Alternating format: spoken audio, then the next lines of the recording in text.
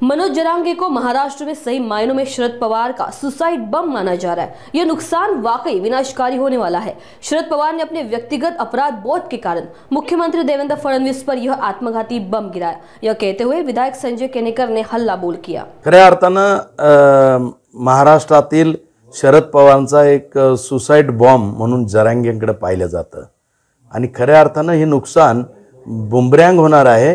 हा suicide bomb त्यांनी व्यक्तिगत द्वेषापोटी शरद पवारांनी हा खऱ्या अर्थानं मुख्यमंत्री या राज्याचे जे प्रगतिशील मुख्यमंत्री आहे देवेंद्रजी फडणवीस यांच्यावर हा बॉम्ब सोडलेला आहे, परंतु निश्चित हा बुमरँग होणार आहे।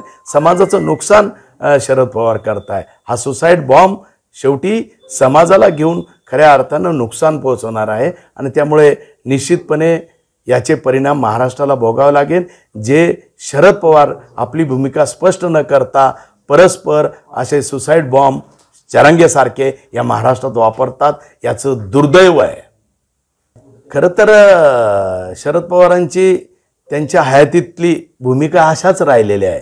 त्यांनी कोणालाच मुख्यमंत्री पदावर कायमचं बसू दिलेलं नाहीये। त्यांचे इतिहास काढा आणि त्याच्यामुळे कुठेतरी जाती जातीत तणाव पसरवणे, महाराष्ट्र अराजकताकडे नेणे।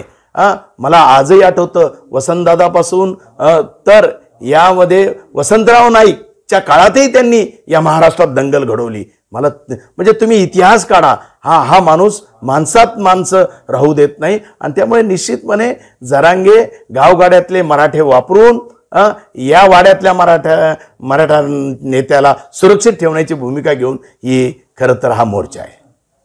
निश्चितच आहे हा जाती द्वेष आहे, व्यक्तिगत द्वेष आहे, जातीय द्वेष आहे आणि कुठेतरी हा जातीय द्वेष शरद पवारांना सातत्याने खुपत असल्यामुळे हा सुसाइड बॉम्ब जरांगेंचा शरद पवार वापरत आहे।